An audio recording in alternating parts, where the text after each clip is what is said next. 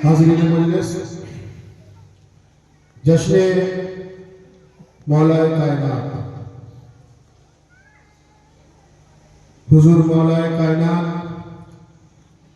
पवित्र खानाए काबा उनार विलादत হয় অর্থাৎ উনি ভূমিষ্ঠ হন, যেটাকে জাগতিকভাবে বলা যায় যে উনার জন্মস্থান হলো খানায়ে কাবা, উনার বেলাদতের স্থান হলো খানায়ে কাবা। জাগতিকভাবে বোঝানোর জন্য বলতে হয় যে উনার জন্মদিন 13 রজব, উনার জন্মস্থান খানায়ে কাবা। কিন্তু যদি আপনি মারিফাতের দৃষ্টিভঙ্গি থেকে দেখেন, মারিফাতের অ্যাঙ্গেল থেকে দেখেন, মারিফাতের পয়েন্ট অফ ভিউ থেকে দেখেন, তাহলে যেভাবে ইসলাম জন্ম নেয় না ইসলাম নাজিল হয়, কোরআন জন্ম নেয় না কোরআন নাজিল হয়, মাওলা আলীও জন্ম নেয় না মাওলা আলীও নাজিল হয়। হুজুর মাওলানা আলী আলাইহিস সালামের জন্ম হয় না, উনি নাজিল হয়। জাগতিক দৃষ্টিভঙ্গি থেকে উনার বিলাদত হয়েছে। তো সেই বিলাদত শরীফকে উদ্দেশ্য করে আজকে এই জশ্নে আমিরুল মুমিনিনের আয়োজন করা হয়েছে। হাজরিন মজলিস, কয়েকটা বিষয় বলে বক্তব্য শেষ করব। বলা হচ্ছে কোরআনে মজিদে রব্বুল আলামিন ইরশাদ ফরমাচ্ছেন, লিত্তাইফিনা ওয়াল আকিফিনা ওয়া রুকঈ সুজুদ। রব্বুল আলামিন হযরত ইব্রাহিম আলাইহিস সালামকে হুকুম করলেন যে এই ইব্রাহিম, আপনি আমার ঘর তামির করুন, আপনি আমার ঘর বানান, খানায়ে কাবা তৈরি করুন। তারপরে বললেন তাহরা বাইতি, এবং আমার ঘরকে আপনি পাক ও পবিত্র রাখুন, বলুন সুবহানাল্লাহ। তো বোঝা কি গেল? আল্লাহ নিরাকার, আল্লাহর অস্তিত্বকে বিশ্বাস করতে হবে, কিন্তু আল্লাহর আকারে বিশ্বাস করলে হবে না। কারণ আল্লাহ হলেন ওয়াহদাহু লা শারীক, উনি বিস্তার করছেন সর্ব জায়গায়, কিন্তু উনি নিরাকার রূপে আছেন, উনি কোনো আকার নিয়ে নেই। তো তাই পরওয়ারদিগারে আলম নিরাকারের জন্য আবার বাড়ির কিসের প্রয়োজন? নিরাকার ব্যক্তি তো সর্ব জায়গায় বিরাজমান, নিরাকারের জন্য বাড়ির কিসের দরকার? উনি তো অদৃশ্যভাবে সমস্ত জায়গায় বিরাজ করছেন। কোরআনে মাজিদে আয়াত নাযিল হলো লিত্তাইফিনা ওয়াল আকিফিনা ওয়া রুকঈ সুজুদ। এই জন্য প্রয়োজন নিরাকারের জন্য বাড়ি, লিত্তাইফিনা তাওয়াফ করনে ওয়ালার জন্য, ওয়াল আকিফিনা ইতিকাফ করনে ওয়ালার জন্য, ওয়া রুকঈ সুজুদ সাজদা করনে ওয়ালার জন্য, বলুন সুবহানাল্লাহ।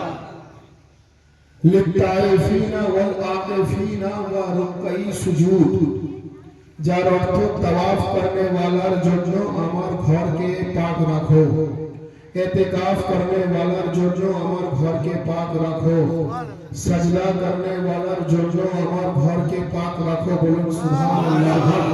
ভাই, তাওয়াফ কোথায় হয়? কাবার বাইরে হয়। সাজদা কোথায় হয়? কাবার বাইরে হয়। ইবাদত কোথায় হয়? কাবার বাইরে হয়।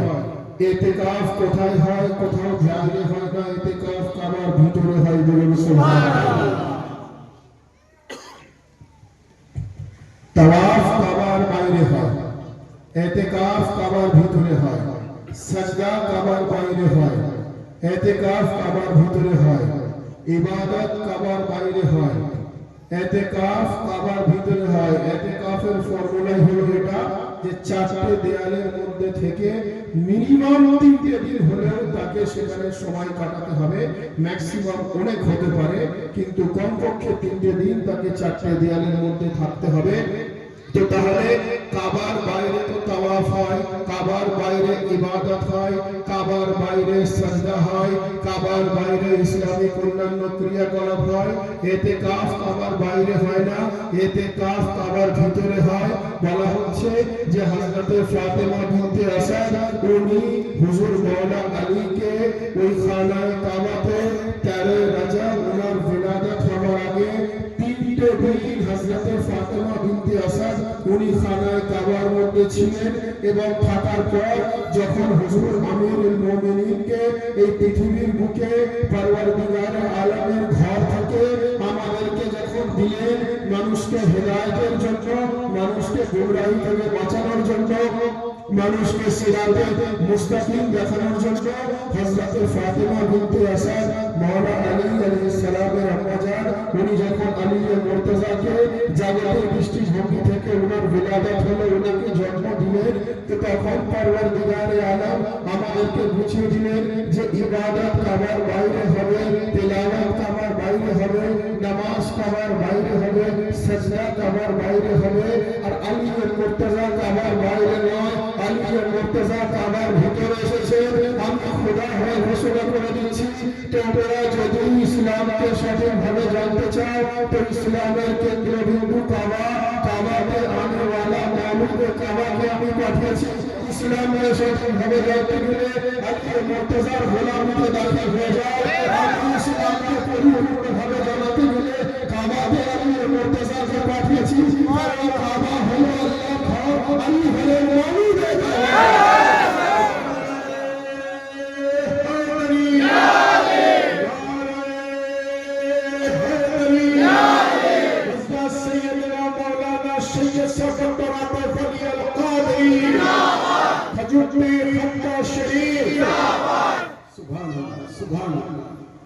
পরওয়ারদিগারে আলম বললেন যে কাবা হলো ইসলামের কেন্দ্রবিন্দু, আর কাবাতে আনেওয়ালা আলী মুর্তজা হলেন মৌলুদে কাবা। অর্থাৎ যদি কেন্দ্রবিন্দুটাকে আমরা বুঝতে চাই তো কেন্দ্রবিন্দুতে আনেওয়ালা আলী মুর্তজা ছাড়া না বিগত দিনে কেউ ছিলেন, না আগামী দিনে কেউ হবেন, বলুন সুবহানাল্লাহ।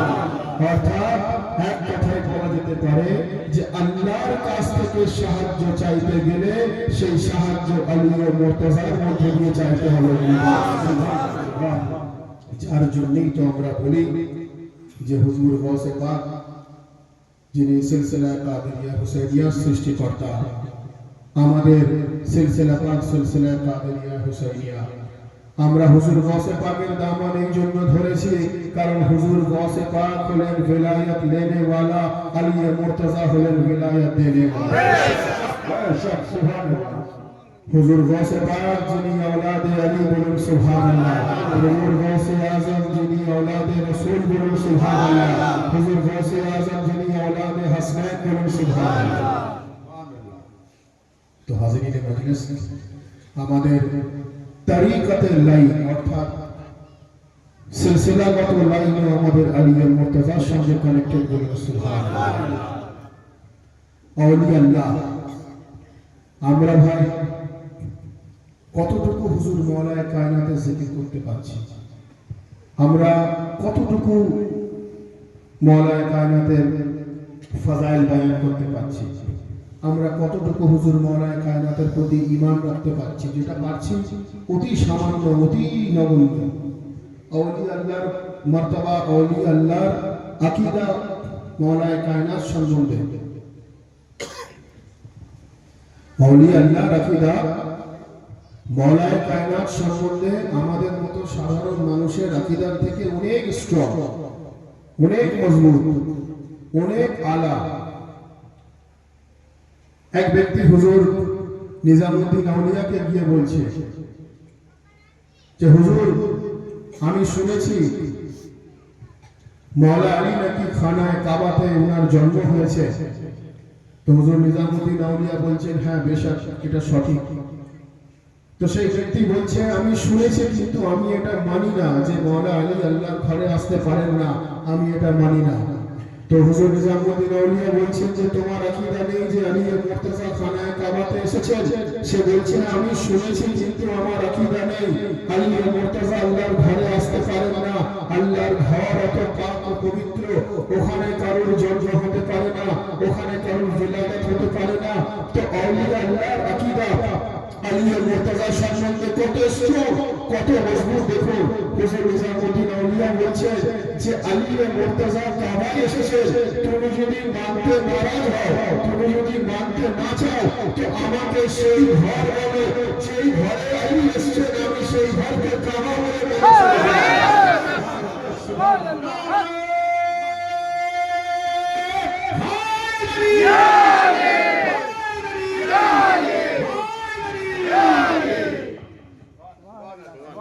আউলিয়া আল্লাহর আকীদা হুজুর মাওলায়ে কায়নাত সম্বন্ধে কত স্ট্রং। আমরা যারা সাধারণ মানুষ, আমরা যেটা করছি এটা অতি সাধারণ, অতি সামান্য। আউলিয়া আল্লাহ বলছেন, হুজুর নিজামুদ্দিন আউলিয়া বলছেন যে তুমি বলো মাওলা আলী কোথায় এসেছেন। তুমি যদি কাবাতে ওনার বেলাদাত মানতে অস্বীকার করো, তুমি আমাকে বলো যে ঘরে উনি এসেছেন, আমি সেই ঘরকে কাবা বলে মানব। তার কারণ নিজামুদ্দিন আউলিয়া এটা জানতেন যে আলী মুর্তজার যে মাকাম, আলী মুর্তজার যে মর্তবা, আলী মুর্তজার যে ডিগনিটি, আলী মুর্তজাকে রব্বুল আলামিন যে ক্ষমতা দিয়েছেন, উনি পৃথিবীতে কাবা ছাড়া অন্য কোনো ঘর হতে পারে না যেটা গুলাবে হবে। যেটা গুলাবে হতে হবে ওখানে কাবা বলে পরিচিত হবে। সুবহানাল্লাহ। তো হাজিরিনে মজলিস, খানায়ে কাবা অর্থাৎ যেটা ইসলামের কেন্দ্রবিন্দু, যেখানে আমরা যেটাকে তাওয়াফ করে আমরা আমাদের হজ উমরাকে মুকম্মল করি, যেটা চারিদিকে 7 বার প্রদক্ষিণ করা, 7 বার ঘুরে তাওয়াফ করে আমরা সেই ইসলামের ফরজ ইবাদতকে আমরা সম্পূর্ণ করি। সেই কাবা কিন্তু স্বয়ং আল্লাহ নয়, কাবা হলো বাইতুল্লাহ। বলুন সুবহানাল্লাহ। আল্লাহর ঘর, বলুন সুবহানাল্লাহ। যারা বলে থাকে, যারা এই কথা বলে থাকে যে আউলিয়া আল্লাহর মাজারে আকদাসে চুমা হলো শিরক, যারা এই কথা বলে থাকে আউলিয়া আল্লাহর কাছে শ্রদ্ধা জ্ঞাপন করা হলো শিরক, যারা এই কথা বলে থাকে তাজিয়া শরীফে মাথা নত করা শিরক, যারা এই কথা বলে থাকে হুজরা শরীফে মাথা নত করা শিরক, যারা এই কথা বলে থাকে যে আহলে বাইতের কাছে কিছু চাওয়া পাওয়া হলো শিরক, যারা এই কথা বলে থাকে আউলিয়া আল্লাহর কাছে কিছু চাওয়াটা হলো শিরক, আল্লাহ ছাড়া কারোর কাছে চাওয়া যাবে না। ভাই ইতিহাস খুলে দেখুন, খানায়ে কাবা ইসলামের কেন্দ্রবিন্দু, আর সেই কেন্দ্রবিন্দুতে আলী মুর্তজার বিরাদাত হয়েছে। আর এটা তো আছেই আছে, তার সঙ্গে হিস্ট্রি খুলে দেখুন, হিস্ট্রি পড়ে দেখুন, খানায়ে কাবার নিচে হাতিম আছে, হাতিমে জনাবে ইসমাইলের কবরে মুবারক রয়েছে। জনাবে ইসমাইল আলাইহিস সালাম যিনি মাটিতে পা ঠোকার পর মাটি থেকে পানি উঠলো, যেটাকে জমজম পানি বলে আমরা সবাই পান করি, তাই তো? হযরত ইসমাইল আলাইহিস সালাম জিনার স্মরণে আমরা বিভিন্ন পশু কুরবানি করে থাকি। ওনার কবর মুবারক কোথায় আছে? হাতিম অর্থাৎ খানায়ে কাবার নিচে। আপনারা কিতাব পড়বেন, সোশ্যাল মিডিয়া দেখবেন, এখনই জানতে পেরে যাবেন। তো আমি বোঝাতে এটাই চাইছি যে যারা আউলিয়া আল্লাহর বারগাতে মাথা নত করলে তাদেরকে শিরক বলা হয়, তো পরওয়ারদিগার বললেন শোনো, তোমরা তোমার বাড়িতে করলে লোক শিরক বলবে, তুমি আমার ঘরে এসো, আমি আমার ঘরের চারিদিকে তোমাকে তাওয়াফ করাবো, নিচে আমার ওয়ালির কবরে মুবারককে রেখে দেবে, তুমি আমার ঘরকে তাওয়াফ করে আমার ইবাদত করবে। আমি ইনডাইরেক্টলি এটা আমার আউলিয়া আল্লাহ প্রতি শ্রদ্ধা জ্ঞাপন করে গণ্য করে নেবে। আমি আমার ঘরকে তুমি তাওয়াফ করবে, আমি আমার ওয়ালির প্রতি ওটাকে মহব্বত বলে গণ্য করে নেব। সুবহানাল্লাহ। তো হাজিরিনে মজলিস, যে কথা আমি বলতে চাইছিলাম যে ইবাদত হলো ইসলামের বুনিয়াদি উসুল। ইবাদত হলো ইসলামের বুনিয়াদি উসুল। ইবাদত আমরা কিভাবে পেয়েছি? রাসূলুল্লাহ সাল্লাল্লাহু আলাইহি ওয়াসাল্লামের মধ্য দিয়ে পেয়েছি। বলুন সুবহানাল্লাহ। ইসলাম আমরা কিভাবে পেয়েছি? রাসূলুল্লাহর মধ্য দিয়ে পেয়েছি। কোরআন আমরা কিভাবে পেয়েছি? রাসূলুল্লাহর মধ্য দিয়ে পেয়েছি। সুবহানাল্লাহ। আলী মুর্তজাকে কিভাবে পেয়েছি? খানায়ে কাবার মধ্য দিয়ে পেয়েছি। বলুন সুবহানাল্লাহ। এক ব্যক্তি আমাকে বলছে, আপনারা যেভাবে বলছেন আহলে বাইতের জিকির কিভাবে করেন, ইসলাম কি আহলে বাইতের পার্সোনাল প্রপার্টি? তো আমি খুব জোর গলায় বলেছিলাম যে ইসলাম বেশক আহলে বাইতের পার্সোনাল প্রপার্টি। কারণ কোরআন হলো ইসলামের সংবিধান, কোরআন নাযিল হয়েছে রাসূল আল্লাহর কলবে। আর আপনার পকেটে যদি একটা মোবাইল থাকে, আপনার পকেটে যদি একটা পার্স থাকে, সেই পার্স যদি আপনার প্রপার্টি হয়ে গিয়ে থাকে, তো রাসূল পাকের পকেটে ইসলাম নাযিল হয়নি, রাসূল পাকের কলবে ইসলাম নাযিল হয়েছে। অর্থাৎ ইসলাম রাসূলের খোদা ও আলা রাসূলের কসম।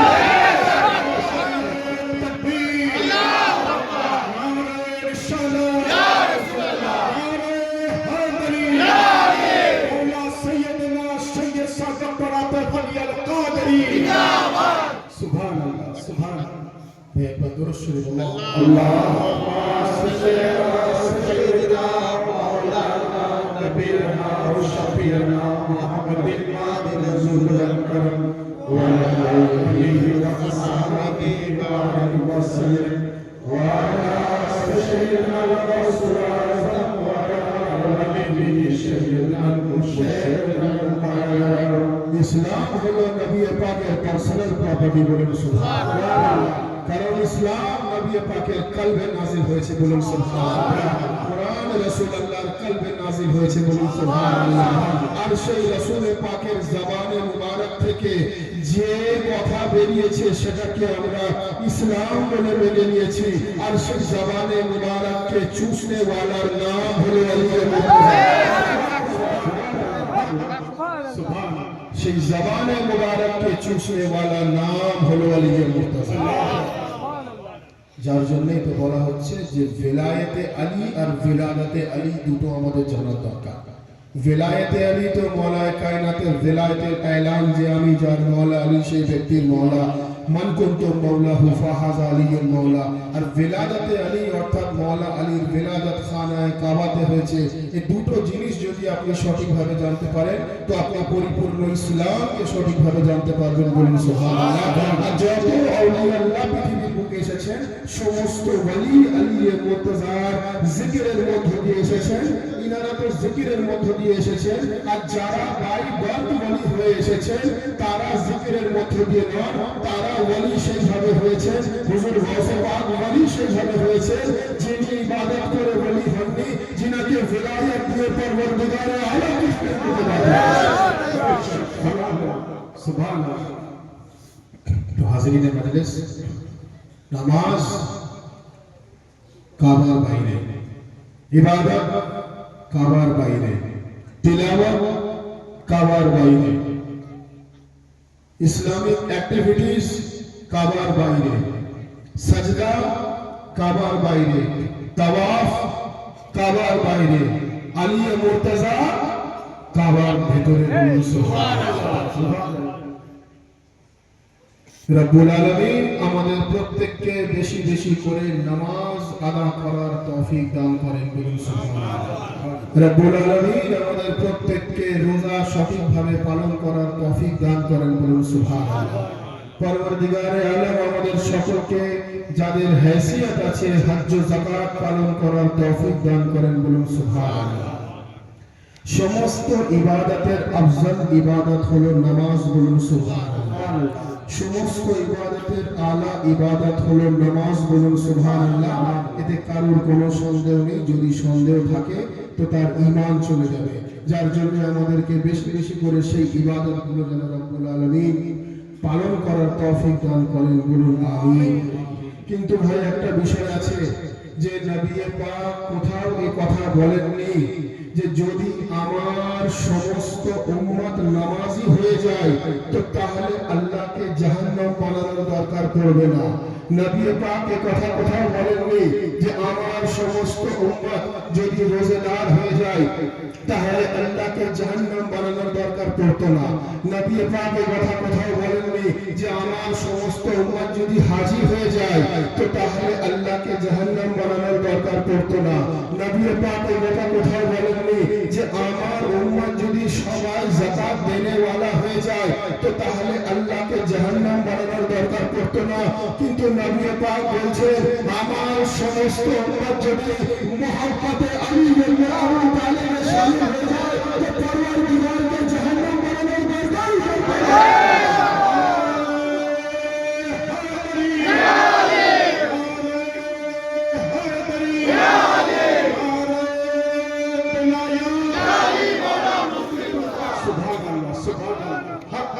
নামাজ মস্ত বড় ইবাদত, কিন্তু নবী ফরমাননি যে সবাই নামাজ পড়লে আল্লাহকে জাহান্নাম বানানোর দরকার পড়তো না।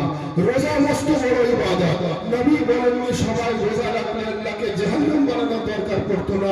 হজ যাকাত মস্ত বড় ইবাদত, নবী কোথাও বলেননি যে সবাই পালন করলে আল্লাহকে জাহান্নাম বানানোর দরকার পড়তো না। এই কথা নবী বলেননি।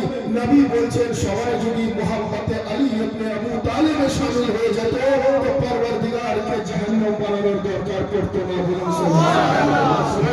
একটা জিনিস তো পরিষ্কার হয়ে গেল যে আলী ওয়ালার জন্য জাহান্নাম না, আলী ওয়ালার জন্য সিরাতে মুস্তাকিম জান্নাতুল ফিরদৌস।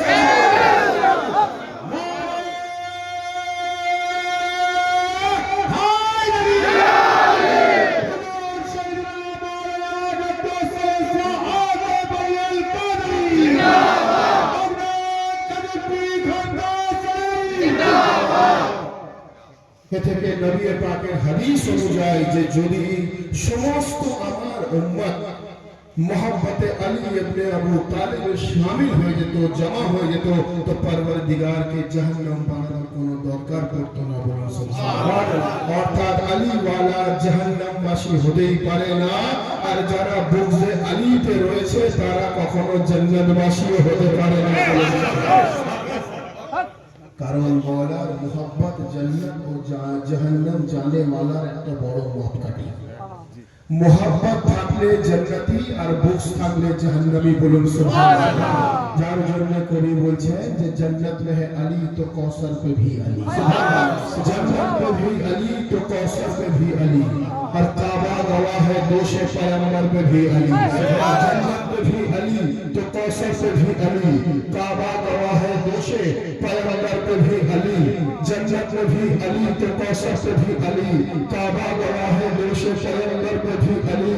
हिजरत की शब रसूल के बिस्तर पे भी अली, हिजरत की शब रसूल के बिस्तर पे भी अली।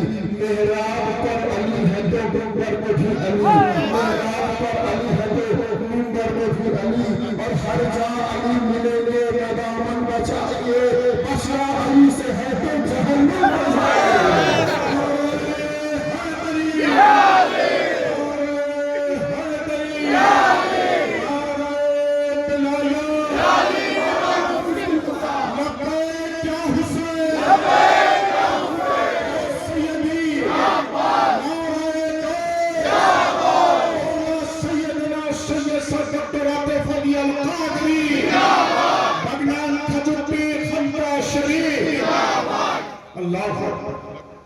जन्नत में भी अली तो कौसर पे भी अली, काबा गवाह है दोष पैगंबर पे भी अली। हिजरत की शब रसूल के बिस्तर पे भी अली, मेहराब पर अली है तो मिंबर पे भी अली। हर जा अली मिलेंगे नदामत बचाइए, बशरा अली से है तो बशरा अली से है तो सुबहानाल्लाह। तो हाज़रीन मजलिस আর একটা বিষয় বলে আমি আমার বক্তব্য শেষ করব। যে কথা বলছিলাম যে বেলায়েতে আলী এবং বেলায়েতে আলী দুটো আমাদের জন্য দরকার। ইসলামের মূল কেন্দ্রবিন্দু বাদে রাসূল, ইসলামের মূল কেন্দ্রবিন্দু বাদে রাসূল খোদা সাল্লাল্লাহু আলাইহি ওয়াসাল্লাম। মদিনা শরীফে আলহামদুলিল্লাহ আমরা একাধিকবার সেখানে গেছি এবং মসজিদে নামাজ আদায় করেছি।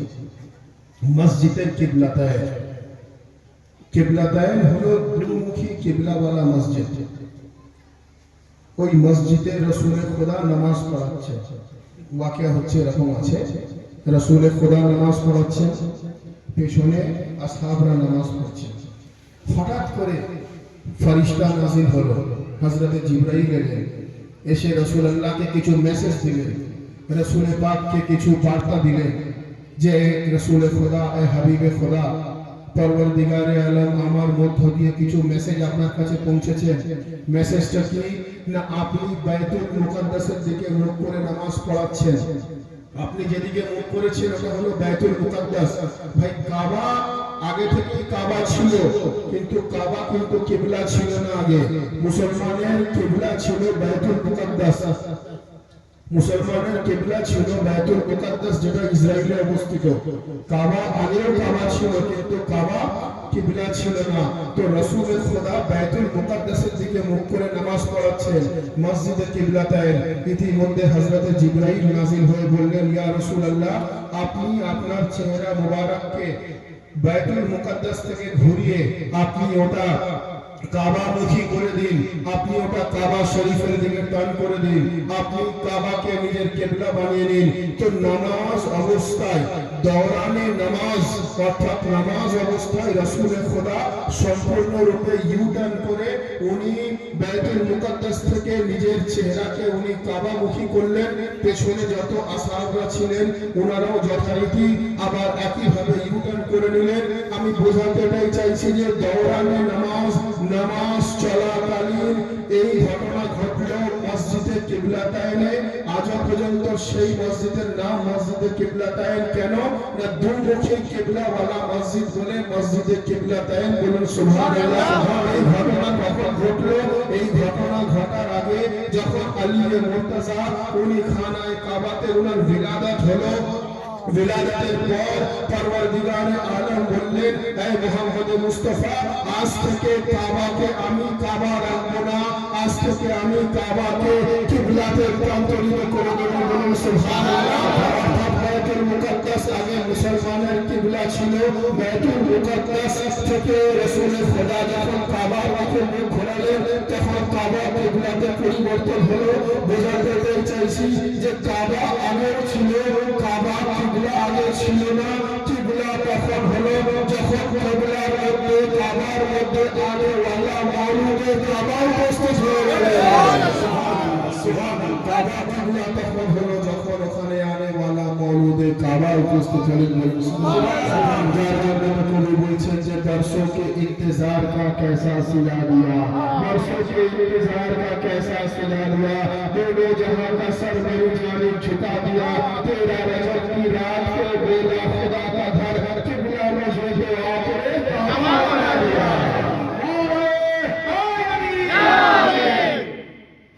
तेरा रजब की रात को बोला खुदा का घर, मौला मुझे तो आपने काबा बना दिया।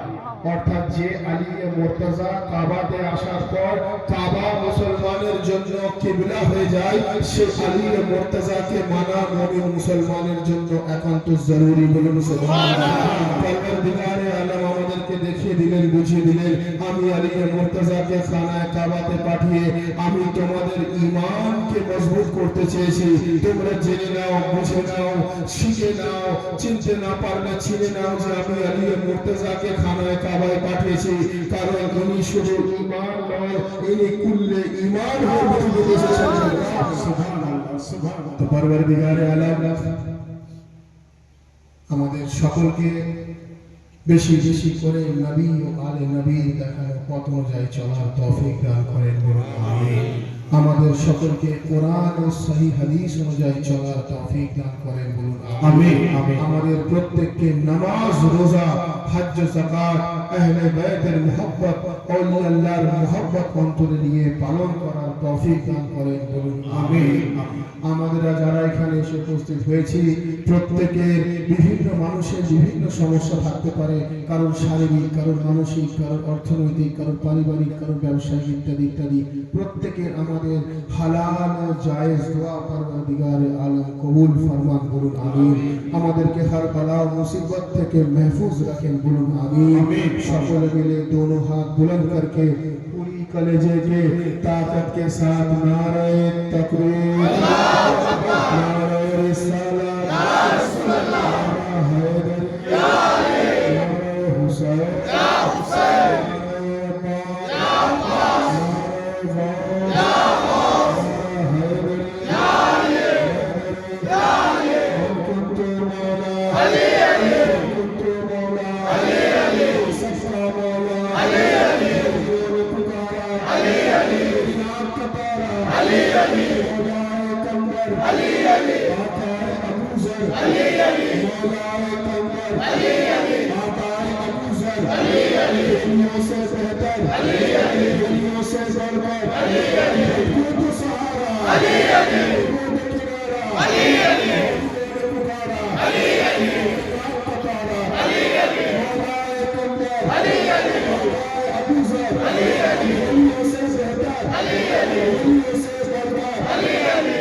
मस्त कलंदर दम मस्त कलंदर दम मस्त कलंदर वाखिर दावाना अनिल हम्दुलिल्लाह रब्बिल आलमीन।